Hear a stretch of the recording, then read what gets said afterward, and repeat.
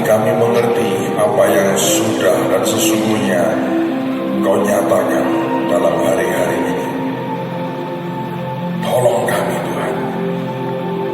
Roh hikmat, wahyu dan pengertian menguasai kami. Dan buat kami roh iman dan ketaatan. Supaya kami bertindak seperti yang Tuhan mau. Kau punya pasukan yang sangat kuat. Lebih dari apa yang kami duga dan kami pikirkan. Terima kasih Tuhan. Biar hari ini Kau bicara. Dan buat kami mengerti. Di dalam nama Tuhan Yesus. Semua kita berkata, amin. Silakan terus saudara. Hari Selasa yang lalu mungkin termasuk salah satu hari yang paling tidak mudah yang harus secara pribadi saya lewati. Tapi tentu saya tahu beberapa saudara juga merasakan mungkin hal yang sama. Saudara, hari itu ada beberapa hal yang harus dihadapi dan dilewati. Saya sedang di kota Makassar, ada 5 session yang harus saya layani, 4 pelayanan untuk seminar hamba-hamba Tuhan dan 1 di sebuah gereja. Ada 2 orang saudara saya, saudara kita yang pada waktu itu sedang di ICU, dan tentu itu membuat kita harus mendoakan dan bagaimanapun memikirkan, memantau keadaan. Tapi tentu yang paling membuat sebuah pukulan atau hantaman atau tekanan berat, kalau saya boleh berkata, adalah begini. Hari-hari itu kami lagi kirim beberapa orang untuk menuju ke 2 titik yang berbeda di Indonesia. Dan satu di antaranya, Ibu Ripkah ini pergi dengan 2 teman lagi, Pak Luki yang dari Mahanaim dan Saudara Yohanes yang dari Temanggung. Mereka diberi tugas masuk ke sebuah daerah yang tidak mudah, karena itu bukan daratan, tapi itu lautan sebetulnya. Itu merupakan sebuah titik yang membatasi atau memisahkan antara Pulau Kalimantan dengan Sulawesi, dan di situ mereka seharusnya berdoa, mendeklarasikan sesuatu, tanam patok yang kuat, baru kemudian mereka kembali ke kota atau pelabuhan di kota Mamuju di Sulawesi. Mereka berangkat pagi, saya masih pantau itu ketika berkata, Pak, ini saya sudah berangkat. Dan kira-kira jam 11 waktu Indonesia Barat, menjelang saat itu, Ibu Ripkah beri kabar, Pak, ini sinyal sudah susah. Dan setelah itu tidak ada lagi sinyal. Dalam hitungan kami, kira-kira sore itu sudah harus tiba kembali. Karena kita sudah ngerti perkirakan dari pelabuhan sampai titik itu, titik 0 itu, kemudian doa, kemudian langsung balik. Tapi pada waktu jam yang kita berkata jam sekian sudah harusnya pulang, tidak pulang. Kita kontak lewat BB dan HP mereka, nggak bisa.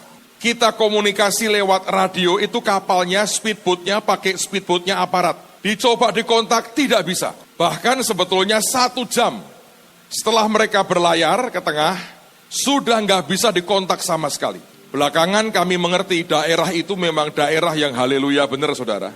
Karena itu merupakan sebetulnya orang mengatakan segitiga bermudanya Indonesia.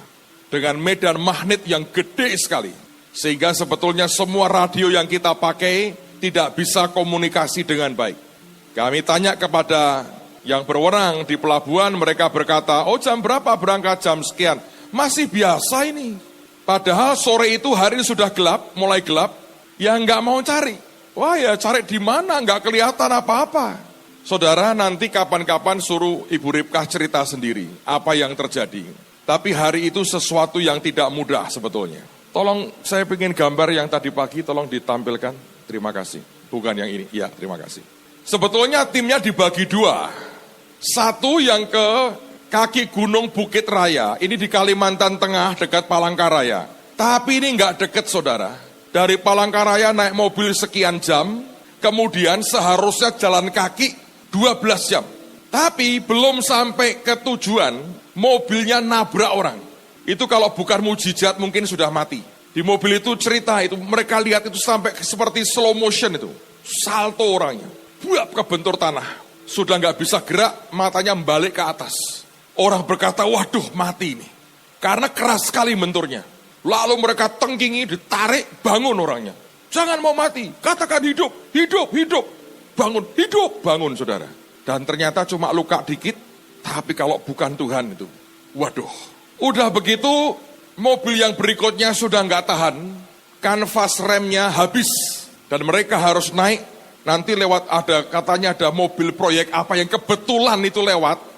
Itu sebuah keajaiban, sehingga mereka numpang di situ, dan jalan tinggal 4 jam.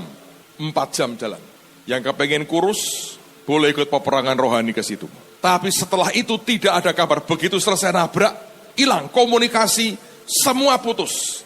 Nah seharusnya jam itu diperkirakan juga mereka sudah balik. Tidak ada kabar. Yang di sini gak ada kabar. Sampai gelap. Saya terus terang jengkel. Sampai sekarang saya lagi kebas-kebas terus saudara. Susah saya untuk menerima cara mikirnya itu susah. Dan betul, corruption kills. Korupsi itu bisa membunuh. Ini sebetulnya kan masalah bensin gak dibelikan semua. Sebagian diginiin, blok selesai. Kehabisan bensin, saudara. Padahal akhirnya teman-teman ini, aparatnya ada 4, dari kita 3. Terkatung-katung di sini. Sepanjang malam gelap gulita. Minta tolong nelayan pas lewat, malah kabur. Nyalakan sirine. Weng, weng, weng, weng, tot, tot, tot. Kabur malah saudara. Makanya saya berkata lebih baik Anda dicintai daripada ditakuti. Anda boleh segagah apapun kalau orang hanya takut dengan saudara.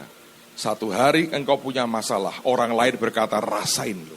Sepanjang malam gelap total, saya hanya mikirkan begini. Saya yakin mereka oke sih, tapi di tengah-tengah lagi tegang begitu saudara, muncul beberapa hal. Ini yang terus terang pada hari itu, ketegangan saya luar biasa. Hari berikutnya itu semalam susah tidur saudara. Tapi Bu Ripkah tidur malah. Yang di sini nggak tidur, dia tidur. Wah kok seperti Yesus ya imanmu ya. Di tengah gelombang dia tidur saudara. Luar biasa. Siapa yang mau ngalami berlayar sendiri sana. Dan saudara ini medan magnetnya besar. Anda tahu di titik itu kapal Tampomas sekian puluh tahun lalu tenggelam. Beberapa tahun lalu Adam Air jatuh tenggelam. Katanya Adam Air lihat Eva Air ngejar terus tenggelam di situ. Saya nggak tahu persisnya lah. Nggak ada Eva Air di situ saudara. Tapi ini yang terjadi. Pagi, jam katanya gini, subuh nanti kita cari. Jam 5 saya cek, belum berangkat. Baru berangkat itu upaya pencarian pertama jam 8 pagi. Saya bilang ini sudah hampir 24 jam. Saya hanya mikir praktis lah.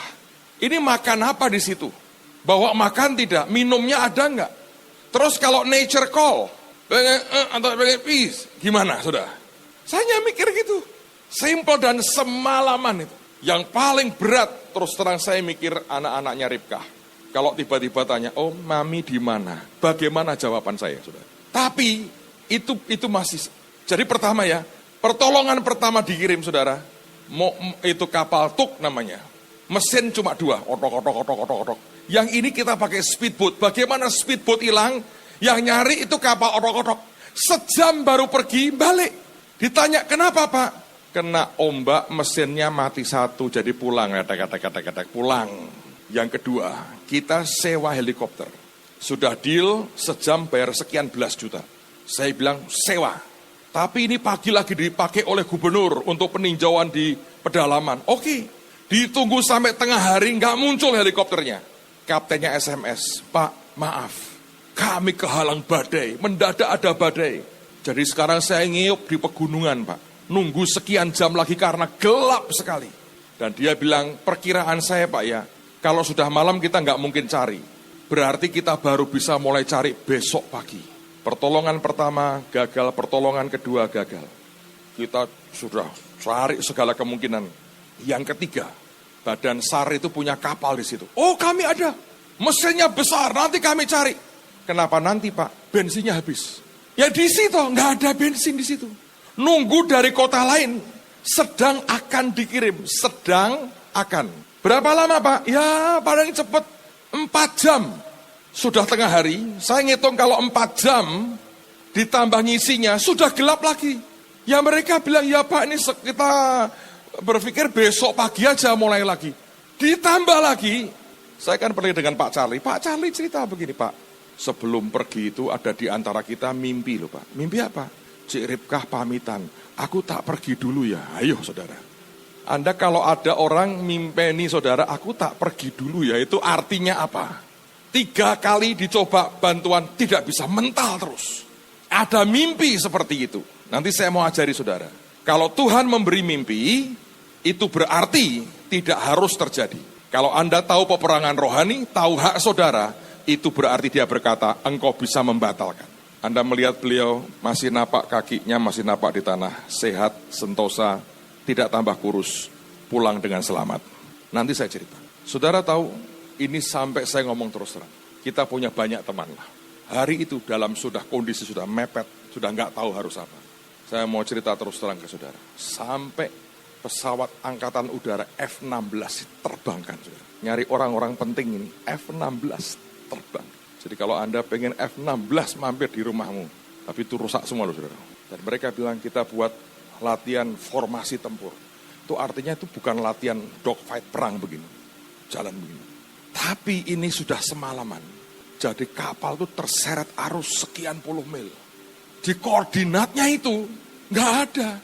Itu kapal perang kita yang di daerah situ saudara. Sudah dikondisikan supaya mendekat cari.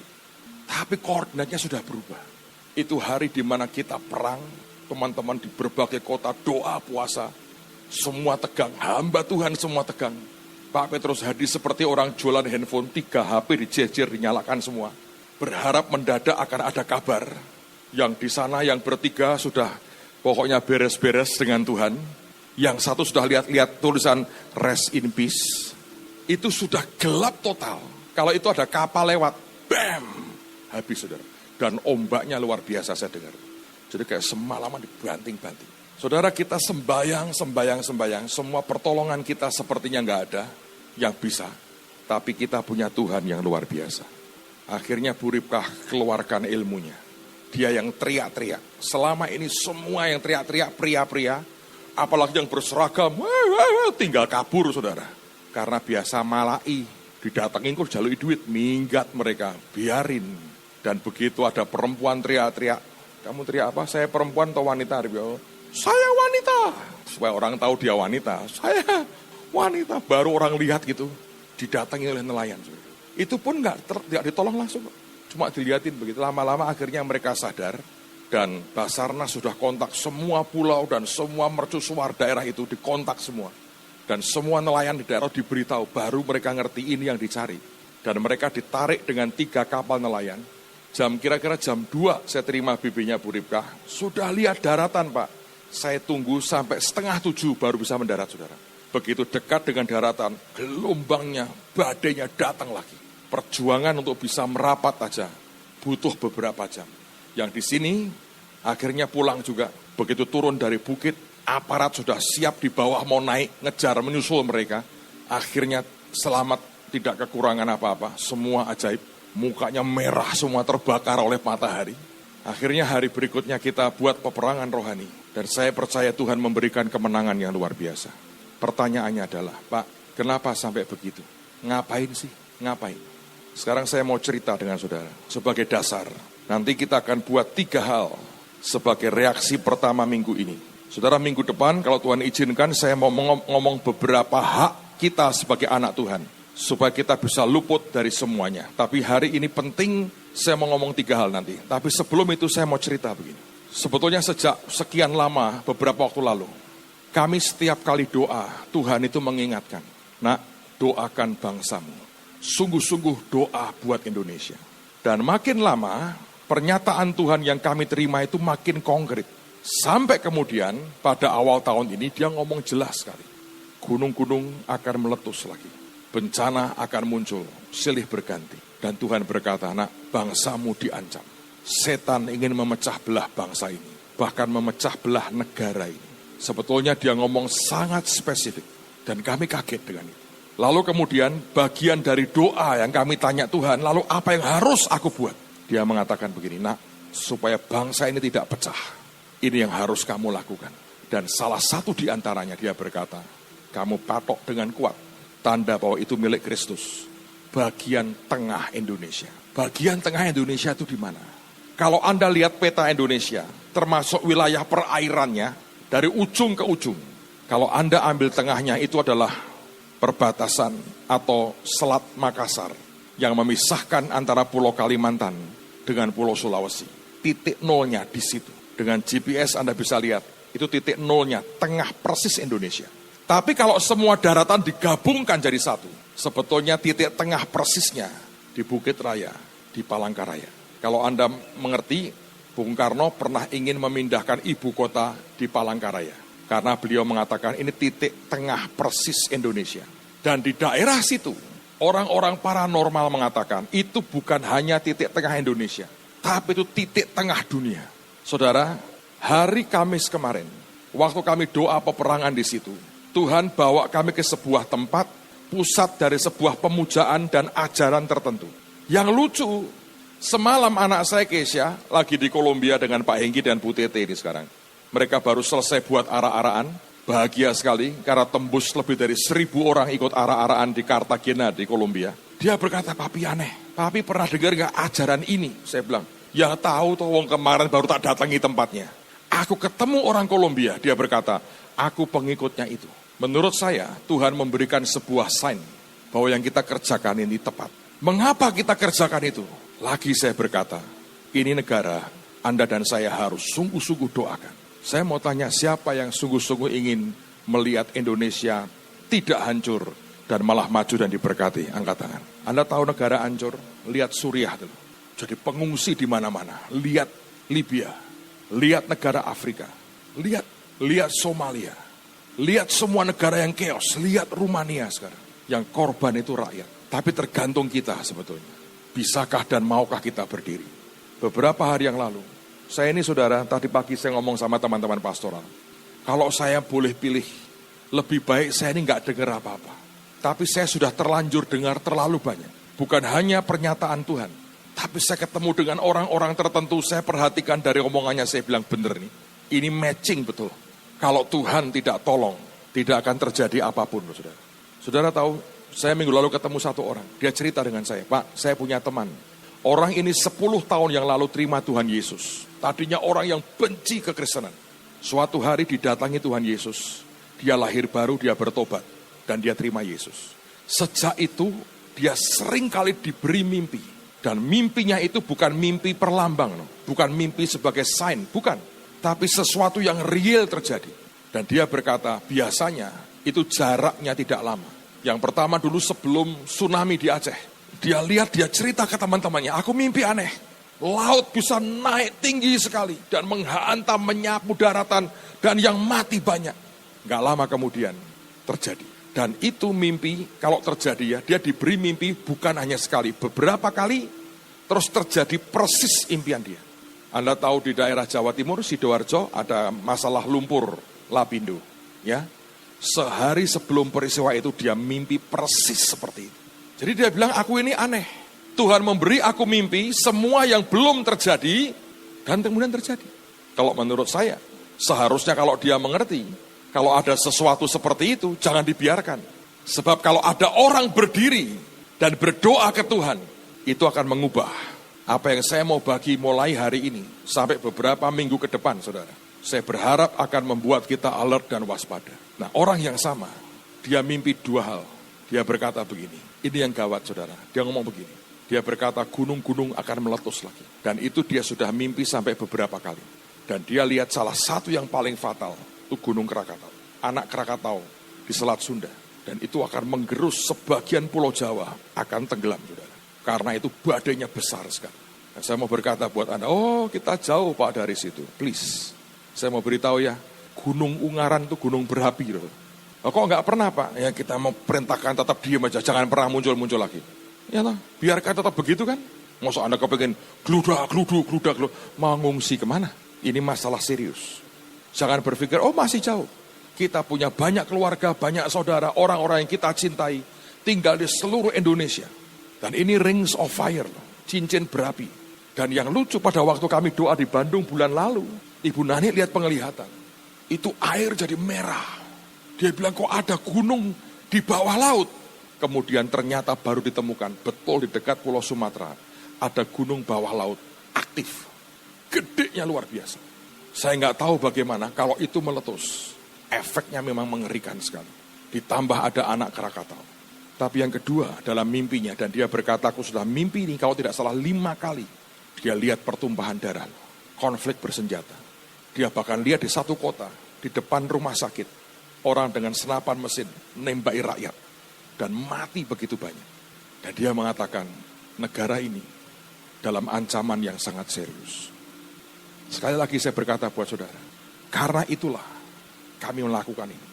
Karena itulah beberapa teman sampai korban tidur semalaman di kapal dengan dihantam ombak. Dan seperti iblis tidak mau melepaskan mereka. Tapi saya mau sampaikan buat saudara, untuk apa Tuhan berikan otoritas dan kuasa kepada gerejanya, kalau tidak untuk menghentikan yang seperti ini. Amin, saudara. Saya ingin kita tidak boleh naif. Ini hari-hari yang penting. Sekarang pertanyaannya adalah, apa yang harus dibuat, Pak? Apa yang harus dikerjakan? Hari ini saya mau sampaikan 3 hal. Untuk minggu ini kerjakan semaksimal kita bisa. Mulai minggu ini. Tapi setiap minggu saya akan sampaikan poin-poin penting. Minggu depan saya mau sampaikan hal penting lagi. Untuk Anda tetap yakin kuat dalam perlindungan Tuhan. Karena ini nyangkut iman, saudara. Dan saya berharap terus kita kawal bangsa ini. Sampai pemilihan presiden selesai. Rabu ini pemilihan untuk legislatif. Gunakan hak suara Anda. Jangan tidur, jangan golputlah. Tidak bertanggung jawab dong menurut saya. Lakukan bagian kita. Nah, sekarang perhatikan. Pak, kita harus ngapain? Saya mau sampaikan 3 hal. Tapi sebelum itu, mari buka kitab Kejadian. Lihat kitab Kejadian, pasal yang ke-15. Kejadian pasal 15, ayat 13. Firman Tuhan kepada Abram, ketahuilah dengan sesungguhnya bahwa keturunanmu akan menjadi orang asing dalam suatu negeri yang bukan kepunyaan mereka, dan bahwa mereka akan diperbudak dan dianiaya 400 tahun lamanya. Tetapi bangsa yang akan memperbudak mereka akan kuhukum, dan sesudah itu mereka akan keluar dengan membawa harta benda yang banyak. Tetapi engkau akan pergi kepada nenek moyangmu dengan sejahtera. Engkau akan dikuburkan pada waktu telah putih rambutmu. 16. Tetapi keturunanmu yang keempat akan kembali ke sini. Sebab sebelum itu, kedurjanaan orang Amori itu belum genap. Coba Anda perhatikan. Bisa saya minta gambar pertama keluarkan lagi. Terima kasih. Saudara, setiap apapun ternyata di depan Tuhan itu ada takarannya. Saya lebih suka menggunakan istilah ada cawan takaran. Kalau Tuhan itu adalah Tuhan yang adil dan maha adil, Anda harus mengerti ini. Bahwa di dalam keadilannya, dia bukan Tuhan yang otoriter dan semena-mena. Dia menghukum orang semaunya, dia bertindak semaunya. Bukan, dia bukan Tuhan yang seperti itu. Tetapi segala sesuatu yang dia kerjakan itu ada ukurannya. Tuhan ngomong ke Abraham, bangsamu akan 400 tahun di Mesir. Di sana mereka akan ditindas. Tapi setelah itu mereka akan kembali keluar dengan membawa harta yang banyak. Itu keadilan. Tuhan berkata, selama mereka ditindas, mereka tidak dibayar.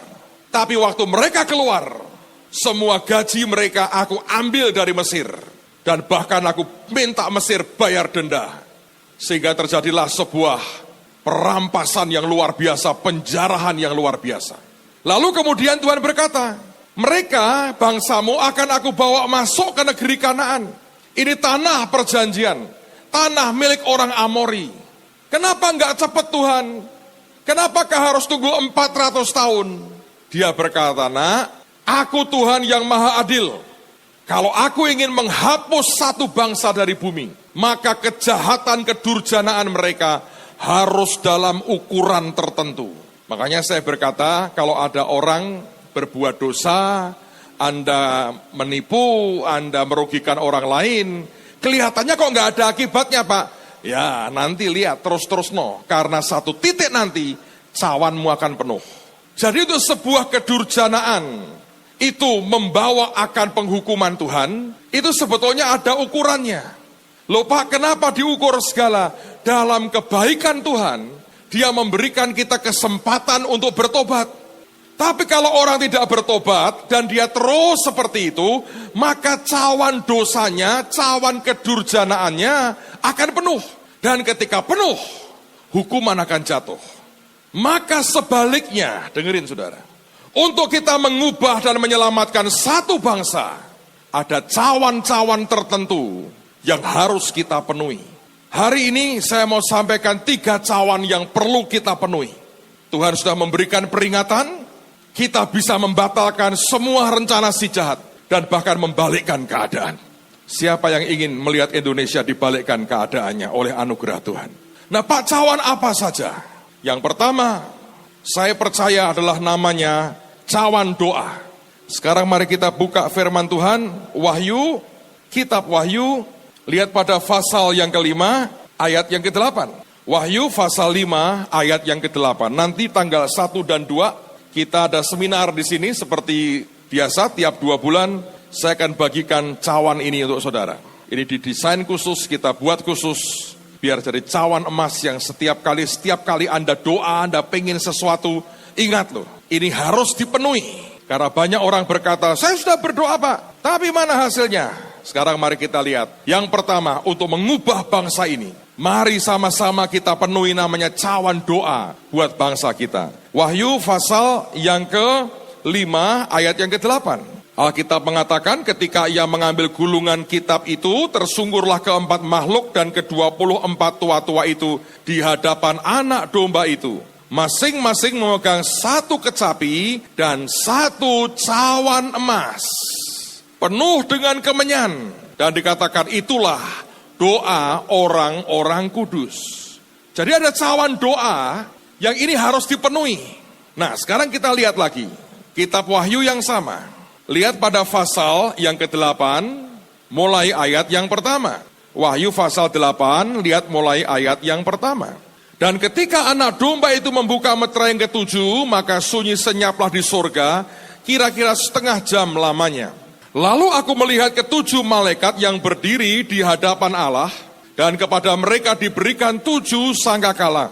Maka datanglah seorang malaikat lain dan ia pergi berdiri dekat mezbah dengan sebuah pedupaan emas, dan kepadanya diberikan banyak kemenyan untuk dipersembahkannya bersama-sama dengan doa semua orang kudus di atas mezbah emas di hadapan tahta itu. Maka naiklah asap kemenyan bersama-sama dengan doa orang-orang kudus itu dari tangan malaikat itu ke hadapan Allah. Lalu malaikat itu mengambil pedupaan itu, mengisinya dengan api dari mezbah dan melemparkannya ke bumi. Maka meledaklah bunyi guruh disertai halilintar dan gempa bumi. Cawan doa yang penuh itu akan naik. Dan begitu naik di hadapan Tuhan akan dicampur dengan api dari mezbah. Tuhan melemparkan ke bumi, itu jawaban doa yang dahsyat. Saudara, maka yang pertama harus kita penuhi adalah yang namanya cawan doa. Tuhan Yesus pernah berkata, mintalah, maka akan diberikan kepadamu. Sebetulnya kalau Anda membaca teks aslinya, kalimatnya lebih tepat berkata, minta dan terus mintalah, maka akan diberikan kepadamu. Mengapa harus terus minta Pak? Sampai kapan? Sampai cawan doamu penuh. Kalau kita berkata, Pak sudah saya pernah berdoa beberapa kali, dijawab belum? Tidak, belum Pak, terus. Kalau Anda tahu ini kehendak Tuhan, Anda harus mengerti cawanmu harus penuh. Tapi Pak, cawan saya katanya gede sekali. Karena yang kau minta itu besar dan luar biasa. Tergantung. Kalau yang kau minta mungkin ya Tuhan, aku minta stiker enemy and promise. Mungkin langsung malam ini Anda dapat 10. Karena cawannya ceper, saudara. Sekali doa luber. Tapi kalau kita minta sesuatu yang lain, saudara harus mengerti ini sebuah permohonan yang membutuhkan akan harga yang harus dibayar, yaitu kita mesti penuhi cawan doa kita. Tuhan berkata, minta dan terus mintalah, maka akan diberikan kepadamu. Sekarang kita lihat lagi ayat yang lain. Mari buka Efesus pasal yang ke-6. Efesus pasal yang ke-6. Lihat pada ayat yang ke-17. Efesus 6 ayat 17 dan ayat yang ke-18. Cawan doa kita harus kita penuhi. Dan terimalah ketopong keselamatan dan pedang roh, yaitu firman Allah, dalam segala doa dan permohonan. Lalu kemudian dia berkata, berdoalah setiap waktu di dalam roh, Dan berjaga-jagalah di dalam doamu itu dengan permohonan yang tak putus-putusnya. Terus menerus kita mintakan ke Tuhan untuk segala orang kudus. Mengapa ada permohonan yang tak putus-putusnya? Supaya cawan doanya penuh. Saudara, untuk kebutuhan pribadimu hal yang sama terjadi, buat bangsa juga hal yang sama terjadi. Maka yang pertama saya mau berkata demi kasih Tuhan, ayo angkat bangsa ini di hadapan Tuhan. Saya menganjurkan, saya menghimbau semua saudara tanpa kecuali, ambil waktu sehari, seminggu 1 kali saja. Anda doa puasa buat Indonesia. Ngomong ke Tuhan, jangan biarkan kehancuran dan malapetaka datang Tuhan. Pulihkan bangsa ini, berkati bangsa ini, lawat bangsa ini. Saudara akan lihat Tuhan itu kerja dengan luar biasa. Ini saya ngomong terus terang. Saya ketemu satu orang tokoh. Saya duduk di sebuah coffee shop di hotel. Bertiga. Kami hanya bertiga. Dan dia ngomong sama saya, Pak Pendeta, saya diberitahu jumlah resmi di statistik pemerintah. Orang Kristen itu sudah 50 juta. Indonesia 250. Berarti berapa saudara? 20%. Itu yang resmi. Yang tidak, Anda harus tahu. Ini bangsa sedang dilawat Tuhan luar biasa. Jiwa-jiwa diselamatkan itu dahsyat sekali. Dan kita dipakai Tuhan ke seluruh dunia. Setan sangat ingin menghentikan itu.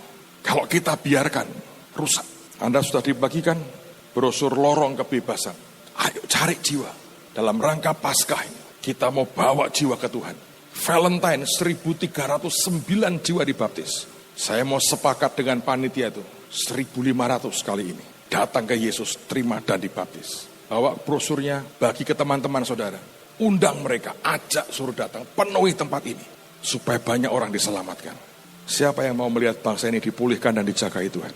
Siapa yang mau berkata, Tuhan seminggu sekali lah aku puasa. Please nggak mati saudara. Anda akan lebih langsing, lebih oke kelihatannya. Dan hidupmu lebih sehat, bangsa dipulihkan Tuhan. Siapa yang mau puasa seminggu sekali aja, angkat tangan. Biarkan hatimu dikuatkan Tuhan untuk melakukannya. Amen.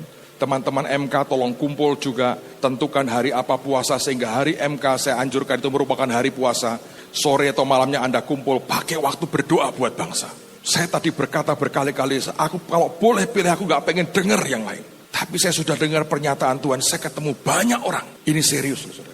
Ini serius. Saya minta teman-teman yang streaming dimanapun Anda berada hari ini. Di Indonesia atau di luar negeri. Anda cinta bangsa Indonesia, doa puasa seminggu sekali, minimal. Itu tahap pertama yang kita harus kerjakan. Coba ngomong kanan kirimu, aku mau puasa seminggu sekali buat bangsaku. Amen. Siapa yang mau lakukan buat Tuhan, angkat tanganmu di hadapan Tuhan. Ini serius saudara, ini serius. Banyak orang berkata, nengir ketawa-ketawa, pada waktu itu terjadi di depan mata saudara. Terlambat semuanya. Tapi saya percaya Tuhan punya umat di tengah-tengah kita yang sangat kuat akan berdiri buat bangsanya. Saudara tahu nggak malapetaka loh, kalau sampai terjadi pertumpahan darah perang saudara, itu malapetaka. Coba lihat di koran tuh, orang-orang Suriah nggak bisa pulang, hancur, semua yang dibangun ratusan tahun habis. Sekarang antar pemberontak perang sendiri, disusupi kelompok-kelompok lain yang ingin mendirikan negara sendiri di situ. Kacau, korban mengerikan, anak pada mati dibunuh.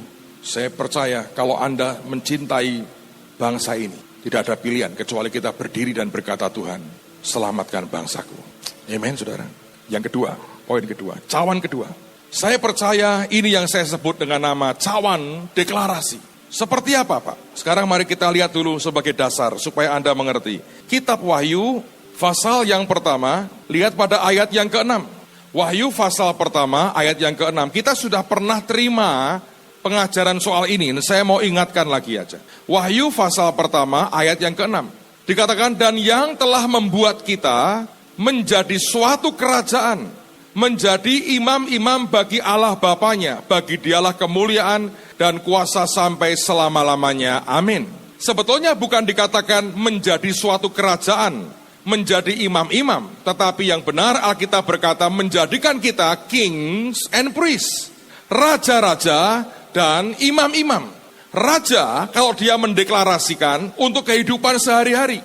Tapi imam mendeklarasikan atas nama Tuhan untuk pengampunan dosa dan sebagainya. Dan Yesus pernah berkata kalau ada satu orang atau orang lain, engkau berkata dosamu diampuni, maka dosanya diampuni.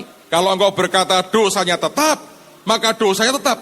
Nah deklarasi pernyataan itulah kekuatan raja dan imam.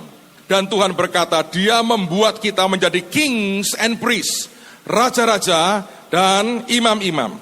Nah, sekarang mari kita lihat Wahyu yang sama, kitab Wahyu pasal yang kelima. Wahyu pasal yang kelima, perhatikan pada ayat yang ke-10. Lagi Tuhan berkata, ingat ini diulang lagi, berarti ini sesuatu yang sangat penting. Dan engkau telah membuat mereka menjadi suatu kerajaan dan menjadi imam-imam bagi Allah kita, dan mereka akan memerintah sebagai raja di bumi. Lagi-lagi dikatakan, ini kings and priests, raja-raja dan imam-imam. Dan dikatakan kita akan memerintah sebagai raja di bumi.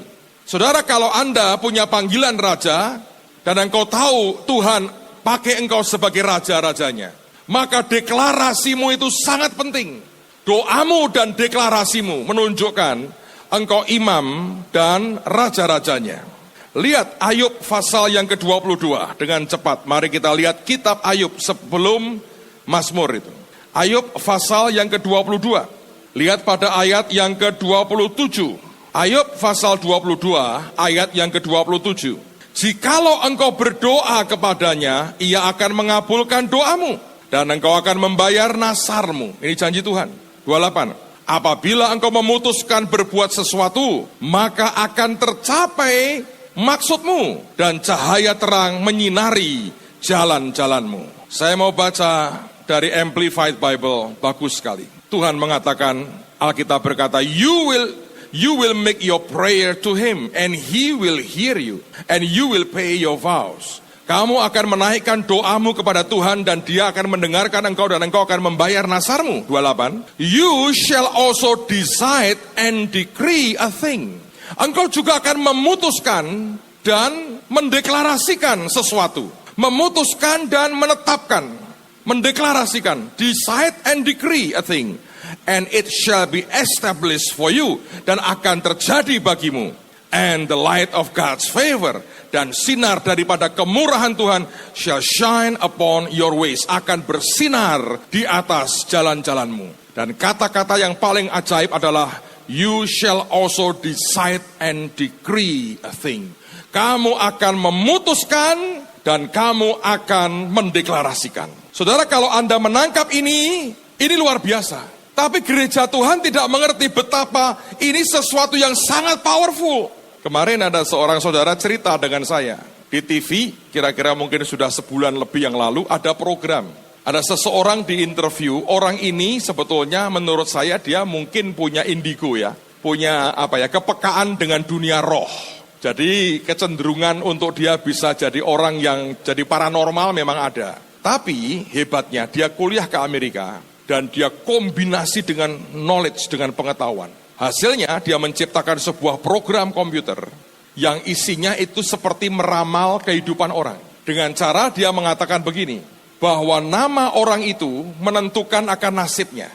Kebetulan yang dipakai oleh dia sebagai contoh ini seorang tokoh. Di TV sering muncul, ya mungkin dia pelawak atau orang berkata seorang entertainer dan sebagainya. Orang ini punya nama asli, lahirnya namanya apa, tapi karena di dunia hiburan, dia pakai nama populer, nama artisnya.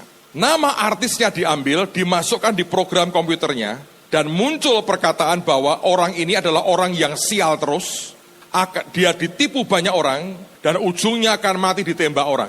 Kecuali yang ditembak, karena masih hidup, yang lain semua benar saudara. Dia mengakui, aku ini sering banget ditipu orang. Nasibku sial terus, iya betul. Lalu kemudian dia tanya, bagaimana mengubah nasibku? Lalu kemudian dia diminta, namamu sebetulnya nama lahirnya siapa? Sebutkan namanya, dimasukkan di program itu. Ternyata itu bagus banget. Mujur, beruntung, diberkati, tambah hebat. Matinya gak ditembak orang. Terus saya harus bagaimana? Lalu orang ini mengatakan aneh. Saya tidak ngikuti ajarannya orang ini ya. Saya mau berkata, Alkitab kita sudah ngomong itu jauh-jauh hari. Dia ngajarinya bagaimana? Gampang. Kamu setiap hari tulis namamu, berkata nama saya ini. Terus nama aslimu sampai setiap hari harus berapa ratus kali. Selama sekian waktu lamanya. Kalau kamu bolong, miss satu, ngulang dari awal. Dan terus setiap hari ditulis di buku. Katanya sejak itu berubah nasibnya. Saya ngerenung itu, saya bilang, kenapa ya? Suruh nulis di buku. deklarasi. Believing and speaking. Kami percaya, sebab itu aku berkata-kata. Ngerti gak saudara? Di Alkitab sudah ada nama Abraham diganti Abraham. Nama Sarah diganti Sarah. Nama Simon diganti Petrus. Makanya nama saya pasti bagus. Tuhan yang ngasih kok. Yesus paling top pasti. Tapi jangan pakai nama itu. Kesian namanya. Yesus kok lampu merah ditabrak terus begitu kan lucu. Yesus kok ngelanggar lalu lintas. Kasihan polisi mau nilang Anda. Takut Yesus kok ditilang. Kalau Anda di Meksiko itu nama banyak banget. Yesus tapi jualannya narkoba gitu saudara. Ya kita janganlah ya, kita menghormati namanya. Tapi dengerin baik-baik saudara. Harus bagaimana? Anda decide and decree. Engkau yang putuskan. Kalau ada orang berkata gini ke saudara, kamu kok tambah tua? Ngomong, maaf dalam nama Yesus. Pasti matamu kurang bagus. 1.000.000 orang bilang saya tambah muda, kok cuma 1 bilang gua tambah tua. Gua tambah muda ya. You decide and decree. Kalau ada orang bilang, kok tambah tua? Sebetulnya kas mati kita ya aku. Bubarlah saudara. Engkau bisa menentukan loh. Amen. Loh Pak, apa saya jadi Tuhan? Enggak. Alkitab berkata kita ini ciptaan yang baru. Yang lama sudah berlalu. Jadi kalau Anda diomongin apapun, ingat loh, itu decide and decree. Itu soal keputusan dan deklarasi penetapan. Saya mau memilih, saya menetapkan yang terbaik untuk hidup saya. Kalau ada orang berkata, kowe kok rodok pilek terus toh? Dalam nama Yesus tidak. Kenapa? Ya ini kuman dibuang, enggak apa-apa. Tapi kok kita pilek terus? Tidak, dalam nama Yesus kamu salah. Oleh bilur Yesus aku sudah disembuhkan 2000 tahun yang lalu. Amen saudara? Ada orang berkata, kowe kok suka kok saya utang? Maaf. Aku tolak dalam nama Yesus. Aku orang yang tidak pernah meminjam, tapi yang memberi pinjaman. Kowe njaluk utang piro be aku. Kan begitu. Anda coba ngomong yang bagus. Berkati hidupmu. Dan berkati bangsa ini. Cawan deklarasimu harus penuh. Orang dunia aja ngerti kok saudara. Amen. Saya harap Anda nangkep ini. Nanti kita deklarasi, Anda kan sudah dibagikan deklarasi. Jangan dibuang terus buat oret-oretan ngajari anak saya matematika Pak. Lumayan lembaran putih begini, buat oret-oretan begini. Atau Anda potong-potong lumayan Pak buat gaya nota di toko saya. Ini deklarasi tiap hari Anda ucapkan. Tiap minggu kita akan lakukan ini. Sampai cawan deklarasi penuh. Kadang-kadang kalau Anda pikir agak lucu juga, teman-teman di Bekasi itu sudah sekian tahun gak pernah mau disebut kotanya Bekasi. Karena kota Bekasi itu dari bekas. Mungkin orang Bekasi. Jakarta kan tidak Bekasi. Jadi Bekasi mungkin, saya gak tahu. Khairil Anwar membuat sajak dari Karawang sampai Bekasi. Itu cerita pembantaian dan kematian zaman peperangan. Lalu mereka rubah. Bet kasih katanya. Teman-teman di Cirebon juga nggak mau. Karena Rebon itu kan udang kecil. Wah jadi orang cilik terus. Mereka ganti nama Sion. Saya pernah diledek. Semarang wis semar. Tidak, Semarang itu semakin cemerlang. Amen. Hanek Semar itu gini masalahnya. Senjatanya entut saudara. Nah saya nggak mau. Wis Semar bukan. Itu singkatan itu semakin cemerlang. Siapa yang percaya? Katakan amin. Iyalah. Temanggung juga digoda ini. Nanggung ini. Gak tahu ganti apa jenenge bos, gak tahu saya. Tapi itu penting loh. Dulu ketika saya kecil, tetangga saya itu namanya aneh-aneh. Engkrak, tenggok. Ya, lo orang Jawa punya kepercayaan toh. Waktu kecil diberi nama hebat. Mangku Negoro. Ora kuat Negoro di pangku. Sakit-sakitan terus. Wes kata jenenge waras weh. Terus waras saudara. Ngerti gak? Ada orang yang sakit-sakitan begitu bayi. Lo jenenge sopo? Mangku Buwono. Waduh, seluruh jagat di pangku ya ora kuat iki gepeng. Ganti wae sopo? Selamat sudah. Malah sehat, selamat ini saudara. Lo orang Jawa aja ngerti kok budayanya kok. Apa dikira Tuhan tidak tahu? Ngerti. Sebelum engkau jadi punya keturunan banyak, aku rubah jadi Abraham, bapak dari banyak bangsa. Artinya ada yang dideklar. Saudara memutuskan apa? Buat bangsa ini. Saya ingin memutuskan bangsa ini dilawat Tuhan. Kegerakan akan berlanjut. Nama Tuhan dimuliakan.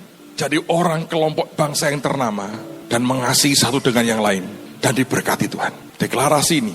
Kalau kita sehati. Cawan deklarasi kita akan penuh. Firman sudah berkata. You decide and decree. Kalau Anda nangkap ini. Sebentar kita akan ucapkan itu bersama-sama. So yang pertama minggu ini. Tolong setiap kita. Seminggu sekali doa puasa. Buat bangsa. Sampai nanti pemilihan presiden selesai. Yang kedua, ucapkan deklarasi. Bangun pagi, baca ini. Dengan segenap hati. Ingat loh saudara, ini soal serius. Yang ketiga, yang terakhir. Cawan ketiga menurut saya adalah cawan kebaikan. cawan kebaikan. Coba kita lihat Roma pasal yang ke-12. Surat Roma pasal yang ke-12, lihat pada ayat yang ke-21. Alkitab berkata, janganlah kamu kalah terhadap kejahatan, tetapi kalahkanlah kejahatan dengan kebaikan.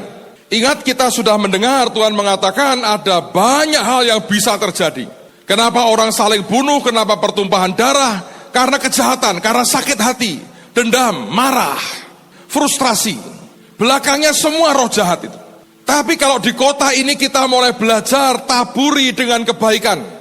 Alkitab berkata, kalahkan kejahatan dengan kebaikan. Maka yang perlu kita buat di daerah kita masing-masing, di kota kita masing-masing, terus taburi kebaikan, supaya orang menikmati kebaikan dan itu kejahatan akan sirna. Peperangan rohani harus jalan terus, tapi bagian lain yang harus dikerjakan adalah taburi dengan kebaikan. Saya minta teman-teman dari sekolah lanjutkan itu, apa yang dulu pernah dibuat. Anak-anak TK kita belajar memberkati polisi yang jaga di pos-pos lalu lintas. Seringkali mereka kalau panas begini, kepanasan, kalau hujan kehujanan, tugas mereka tidak mudah. Beberapa rekan mereka meninggal ditembakin orang tak bertanggung jawab. Kalau ada di antara pelajar-pelajar datang ke pos-pos itu bawa buah, bawa minuman dingin, hanya berkata selamat bertugas Pak, didoakan sebentar, kita taburi dengan kebaikan. Anda lihat daerah yang kumuh, yang berat sekali, datangi. Tidak usah ngomong ABCD terlalu banyak, taburi kebaikan. Datang ke Pak RT-nya, bagi sesuatu buat warga. Berkata kami hanya ingin membagi kebaikan. Anda taburi kebaikan. Anda tahu daerah-daerah pelacuran, daerah yang sangat gelap, daerah begitu banyak mungkin kriminalitas. Anda punya beban di situ, ajak beberapa orang datangi, taburi dengan kebaikan. Anda bisa buat banyak, MK bisa bergerak, secara pribadi bisa bergerak, terus taburi dengan kebaikan. Ayat terakhir, Filipi pasal yang keempat. Filipi pasal yang keempat. Lihat pada ayat yang kelima. Alkitab berkata, hendaklah kebaikan hatimu diketahui semua orang. Tuhan sudah dekat. Menjelang kedatangan Tuhan yang kedua kali. Saudara sekalian, Alkitab berkata, hendaklah kebaikan hatimu diketahui semua orang. Sebab Tuhan sudah dekat. Nah, saya mau himbau satu hal sebelum kita berdoa dan deklarasi buat bangsa. Saudara, saya merasa kita punya tugas bukan hanya di kota ini, tapi juga di seluruh Indonesia. Saya renungin, saya doakan, kami memutuskan seperti ini. Kita pengen bagi sarung sebetulnya ke seluruh provinsi. Kita punya jaringan teman-teman anak-anak impact di seluruh provinsi. Kita ingin mereka bergerak dengan cara kita mau bagi ke mereka sarung. Kalau bisa sih satu provinsi mungkin beberapa box sarung itu. Jangan yang tidak baru ya saudara. Saya menghimbau saudara, kalau Anda mau, tolonglah beli sarung yang baru. Tidak usah yang paling mahal, biasa aja. Anda bisa bawa ke gereja. Nanti kami akan tumpuk, kami akan bagi. Ayo kerjakan dalam minggu ini, supaya dalam minggu ini juga kita akan bisa memberkati seluruh Indonesia. Kita akan kirim CD tentang ini, deklarasi. Biarkan kebaikan ditabur di seluruh Indonesia. Buat saya sarung itu sebuah tanda yang ajaib. Dulu saya suka juga pakai sarung di rumah. Sarung itu menurut saya menutupi bagian aurat di bawah. Anda tahu buripas terkatung-katung itu karena orang nggak punya malu. Sudah dibayar, bensinnya nggak dibeliin. Anak buah diterlantarin. Menurut saya ini secara mental bangsa ini harus disarungi. Yang kedua, sarung itu berkaitan dengan ibadah. Sambil kita berdoa, mereka akan ketemu dengan Tuhan. Yang ketiga, saya percaya itu serbaguna. Bisa buat selimut, buat tidur tuh. Enak juga. So ini fungsinya banyak. Tidak ada paksaan lah. Kalau Anda tergerak atau Anda punya, Anda bisa. Tapi malah jangan tawari kami, Pak saya jual sarung. Jangan, kita nggak lagi pengen beli sarung. Saya hanya menghimbau seberapa dari saudara yang bisa. Tolong Anda bawa ke gereja. Kami sudah minta anak saya yang laki, tolong ditayangkan akan nomornya. Saya minta dia yang ngurus. Samuel di depan, masih single, belum masih jomblo. Jangan terus telepon berkata, Nyo, tante punya ini loh Nyo, kenalan ya masalah. Saya sudah larang dia. Ini nomor bukan untuk cari pacar. Jomblo tidak forever, tenang, relax dulu. Kerja buat Tuhan dulu. Saya suruh dia urus karena ini bagian dari lumbung supaya Anda dikumpulkan semua, kemudian akan dibagi ke seluruh provinsi di Indonesia. Saya sudah terima dari Aceh berkata, Pak saya siap bagi. Dan dari beberapa provinsi juga mengatakan yang sama. Ayo kerjakan, simple, sarung Pak, sarung. Kok aneh Pak? Kalau tidak aneh bukan kita, saudara. Simple aja. Kalau Anda tergerak, kalau masing-masing bawa satu aja, kita punya ribuan, belasan ribu sarung dalam 1 minggu. Bayangin saudara, akan luar biasa itu. Dan kita akan kirim secepatnya ke seluruh Indonesia, biar jadi berkat. Dan itu artinya taburan kebaikan kita untuk seluruh Indonesia. Untuk kota, ayo digarap dengan seberapa yang Tuhan percayakan. Siapa yang mau ambil bagian, lambaikan tangan saudara. Oke, kirim sarung aja, kirim sarung. Mulai besok, kalau Anda pengen tahu di mana dan sebagainya, ini alamat beliau, teleponnya. Mari kita berdiri sama-sama. Mari berdoa buat bangsa kita. Angkat tanganmu. Saya minta pastoral bisa maju ke depan. Mari deklarasikan dengan kuat, deklarasi buat bangsa. Mari Pak Victor pimpin deklarasi buat bangsa. Indonesia penuh. Kita akan bahasa roh dengan kuat. Kita bangun roh kita kuat sebelum kita deklarasi. Ora baba baba baba baba kana bara baba. Ora lo boshere le beshita na kana bara baba. Ora la basheke le bekana baba. Ora la bara la basheke le bekana baba. Gira la bata kana bara la bara la basheke le bekana baba. Ora bata kana bashika la baba. Ora bata kana bara la bara la bashika la kana baba. Mari sekarang sama-sama kita akan mulai deklarasi. 2, 3. Perlindungan Tuhan. 2, 3. Dalam nama Tuhan Yesus Kristus. Tuhan di atas segala Tuhan. Dan Raja di atas segala Raja. Kami gereja Tuhan mendeklarasikan dan menggemakan sesuai dengan ketetapan dan rencana Tuhan. Bahwa seperti ada tertulis, kami tinggal dalam perlindungan Tuhan.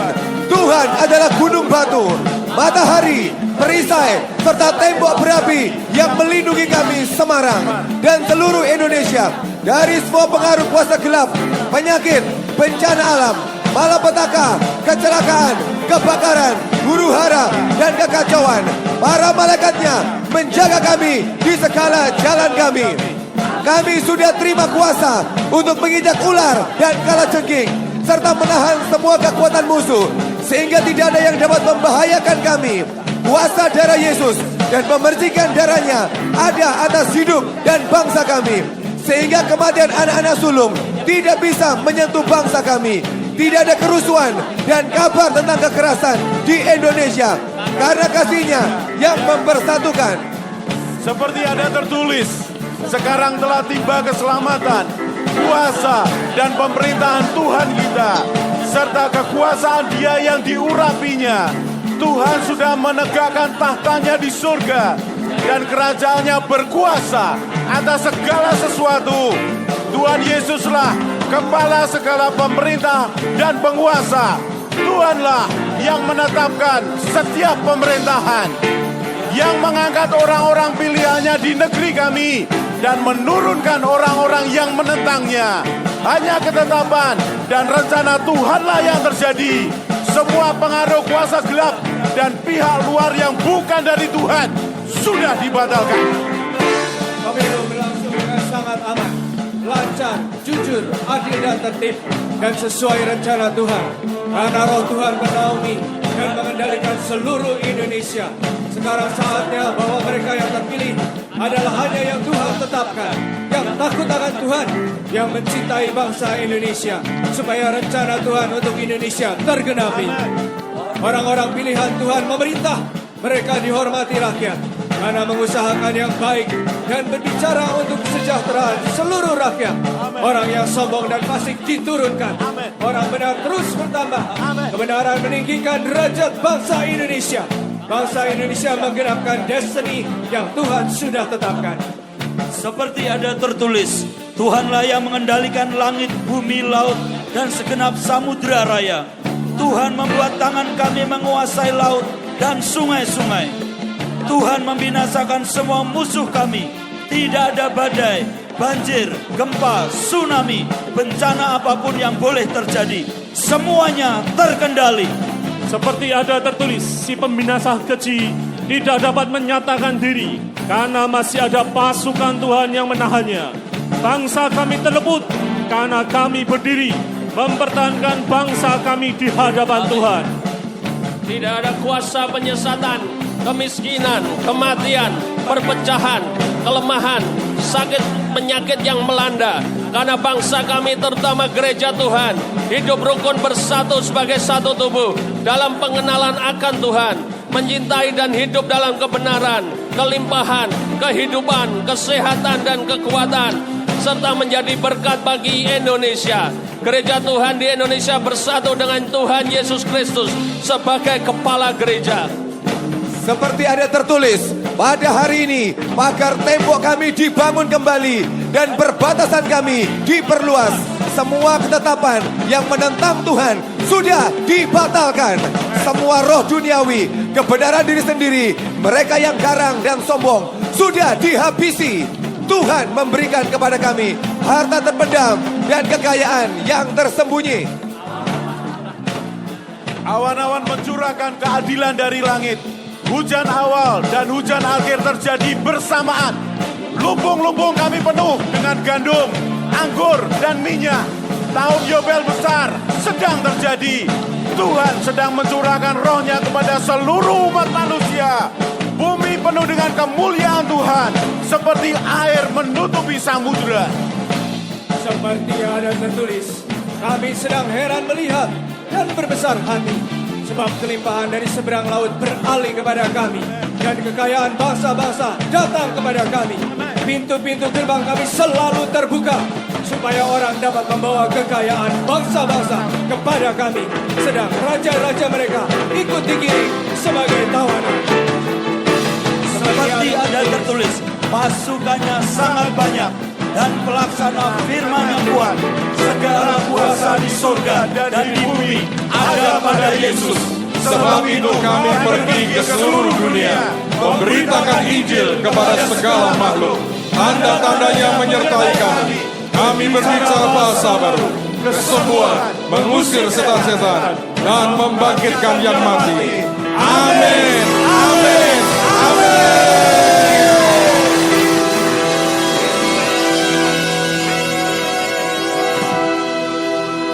Siapkan kami terima tubuh dan darah-Mu Tuhan.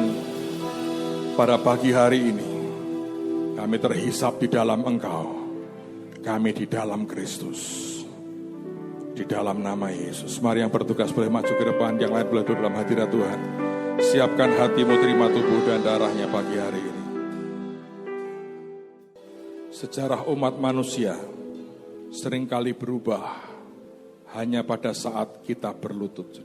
Ada salah seorang tokoh agama lain satu kali berkata begini, jangan ganggu orang Kristen, sebab pada waktu mereka teriak berdoa kepada Allahnya, kita akan kena masalah besar.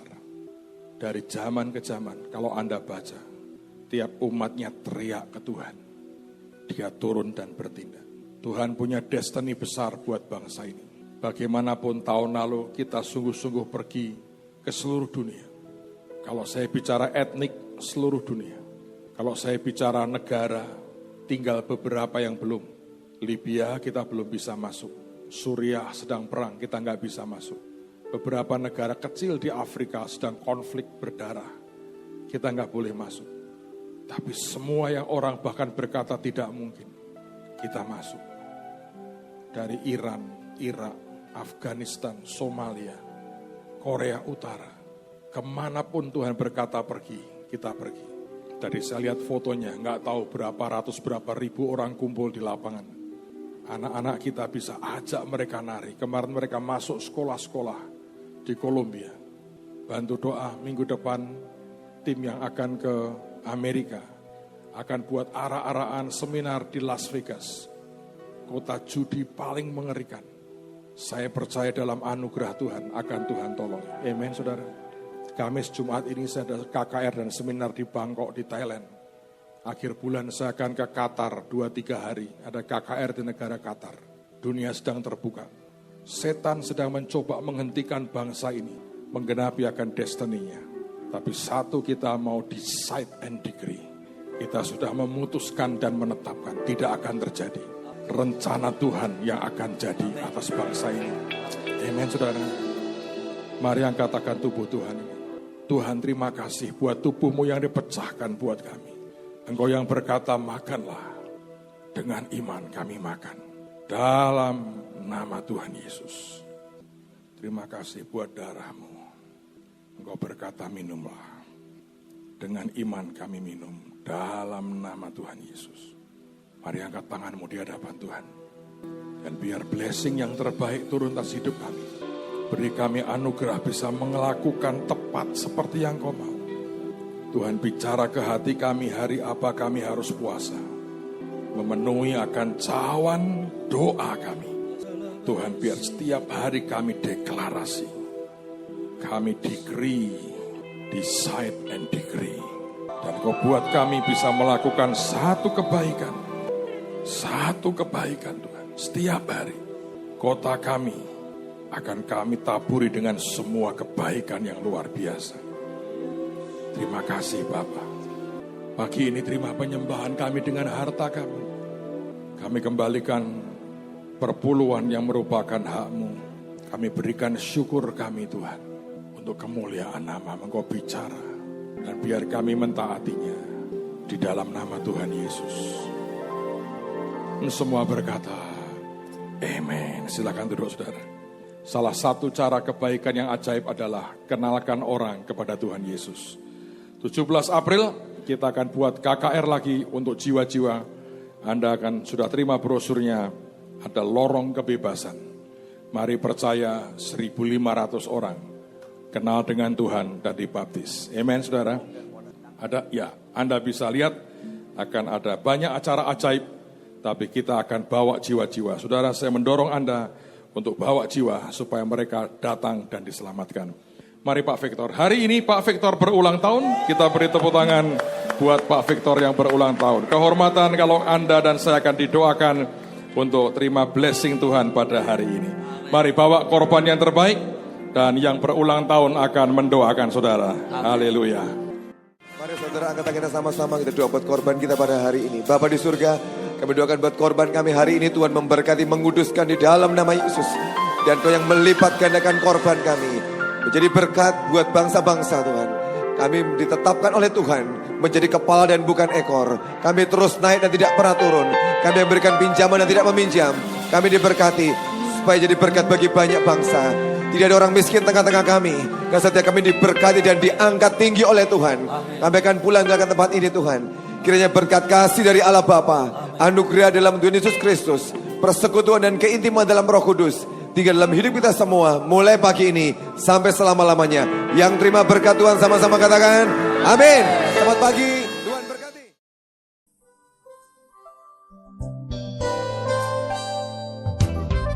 Anda diberkati dengan pemberitaan firman Tuhan. Dapatkan kaset, VCD, CD, MP3, dan buku-buku rohani dari hamba-hamba Tuhan, Evangelis Yusak Cipto, Pendeta Petrus Agung, Evangelis Iin Cipto, dan hamba-hamba Tuhan lainnya. Tersedia juga banner dan alat-alat tarian lainnya. Hanya di toko buku Bless to Bless. Bless to Bless. Bless to Bless.